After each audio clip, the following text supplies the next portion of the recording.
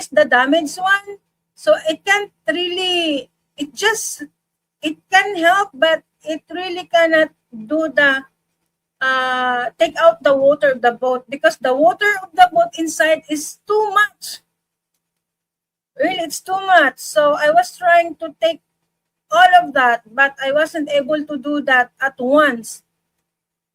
What I'm doing this time, taking out the water. If you can see, there's a PVC here.